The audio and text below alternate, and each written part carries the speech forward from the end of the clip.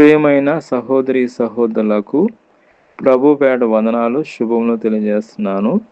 మీరందరూ బాగున్నారా? మీ అందరి గురించి ప్రార్థన చేస్తూ వస్తున్నాము. మీరు ఎవరైనా కొత్తగా ఛానల్ చూస్తున్నట్లయితే దయచేసి సబ్స్క్రైబ్ చేసుకోండి. అదేవిధంగా ఇతరులకు కూడా తెలియచేయండి. ఈరోజు మనం దేవుని వాక్యం నుంచి మనం చూసుకున్నట్లయితే నిశ్చయంగా నేను నిన్ను ఆశ్రయింతును.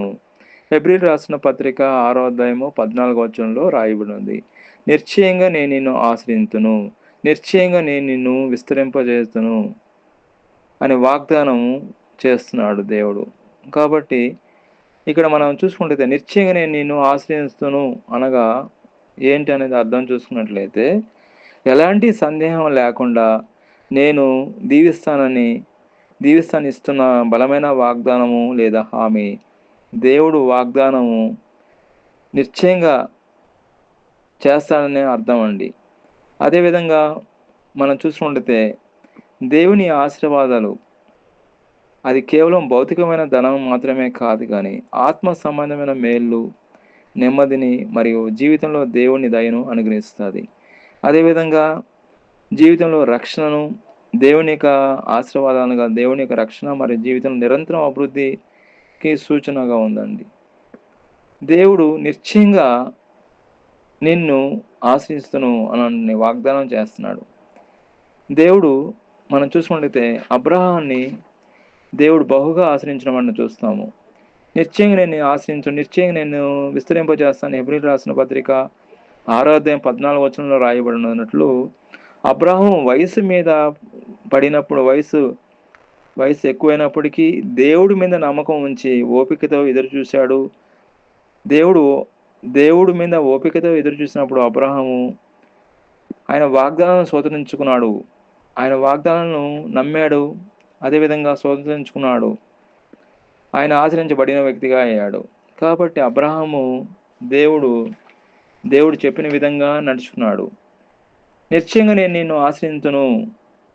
దేవుడు తన పిల్లలకు ఇచ్చే మార్పులేని నిశ్చయత, సమృద్ధైన అనుగ్రహము మనం చూస్తున్నాము. దేవుడు ఆయన నిరంతరం ఆయన కృపను కూడా అనుగ్రహిస్తున్నాడు. దేవుడు బిడ్డలకు ఆయన కృపను ఎప్పటికీ తక్కువ కాకుండా నిరంతరము కొనసాగుతూనే ఉంటుంది ఆయన బిడ్డల మీద. అదేవిధంగా మనం చూసుకుంటే అబ్రహాన్ని దేవుడు బహుగా ఆశ్రయించినట్టు మనం చూస్తున్నాము. ఆదికాండంలో మనం చూస్తున్నాం. ఆదికాండం 12వ అధ్యాయంలో 1-3 వచనాలు రాయబడి ఉన్నది. అదేవిధంగా మనం చూసుకుంటే ఆదికాండం 22వ అధ్యాయము 17వ వచనంలో చూసుకుంటే నేను నిన్ను బహుగా ఆశ్రయించి ఆకాశ నక్షత్రం వలె, సముద్ర మండలం వలె, ఇసుకురైన వలె నీ సంతానం అత్యధికంగా అభివృద్ధి చేతును. దేవుడు ప్రమాణం చేస్తున్నాడండి. దేవుడు ప్రమాణం చేసింది అది ఎప్పటికీ నెరవేరుతుంది. మనుషులు ప్రమాణం చేస్తారు. ఈ కాలంలో బాండ్లు రాయించుకుంటున్నారు. ఒక ఇంటిని అద్దెకు తీసుకోవాలంటే బాండులు రాసుకుంటున్నారు. బాండులు ఎందుకు రాసుకుంటున్నారంటే వాళ్ళ మీద నమ్మకం లేక, బాండ్ మీద నమ్మకం ఉంది కాబట్టి అట్లా చేస్తున్నారు. బాండే ప్రూఫ్. అదిగా దేవుడు మాత్రం అట్లా కదండి. దేవుడు మాట మీద నెరవేరుతాడు. ఆయన మాట ఇచ్చింది ఆయన ఎప్పుడు కూడా నెరవేరుస్తాడు. ఆయన మాట తప్పనేవాడు. మనుషులు మాట తప్పిపోతారు. మనుషులు మాట ఇస్తారు, చేయరు. కానీ దేవుడు మాత్రం అట్లా కాదండి. ఆయన ఇచ్చిన మాట తప్పకుండా నెరవేరుస్తాడు. అదేవిధంగా మనం చూసుకుంటే దేవుడు ఆయన మాట ఇచ్చింది తప్పకుండా నెరవేరుస్తాడు మన జీవితంలో.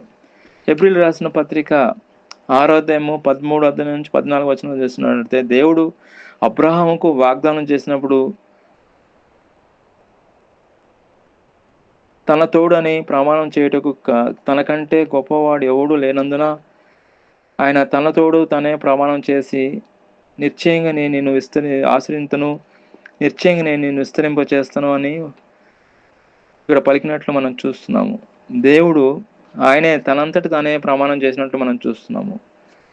అదేవిధంగా మనం చూసినట్లయితే మనం ఎప్పుడు కూడా దేవుడు వాగ్దానాల మీద విశ్వాసం ఉంచాలి, సహనం కలిగి ఉండాలి. అబ్రహాము ఓపికతో వేచి చూసి దేవుని వాగ్దానాన్ని శోధనించుకున్నట్లే మనం కూడా నమ్మకంతో శోధనించుకోవాలి. అదేవిధంగా దేవుడు ప్రమాణం చేసినప్పుడు ఆ ప్రమాణాలను మనం నమ్మాలండి. దేవుడు అబ్రహాముతో మాట్లాడినప్పుడు తనకన్నా గొప్పవాడు ఎవరు లేనందున తన పేరుతో తనే ప్రమాణం చేసినట్లు మనం చూస్తున్నాము.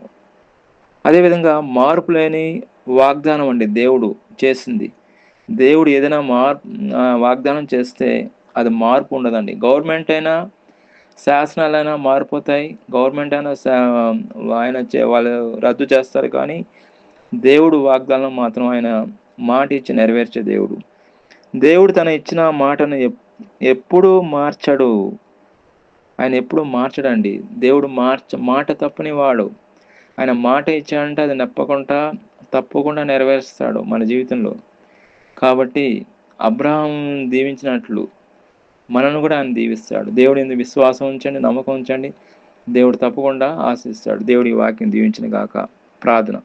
ప్రియమైన మా పరలోక తండ్రి, యేసుక్రీస్తు ప్రభు పరిశుద్ధ నామమును బట్టి మీ సన్నిధికి వస్తున్నాం నాయన. ఈ ఉదయకాలన నిన్న నేడు ఏకరీతిగా నా దేవా, అబ్రాహాం దీవించినట్లు మమ్మల్ని కూడా దీవించండి. మీ వాగ్దానం మా జీవితం నెరవేర్చమని ప్రభువైన యేసుక్రీస్తు నామములో ప్రార్థన చేస్తున్నాం తండ్రి. ఆమేన్.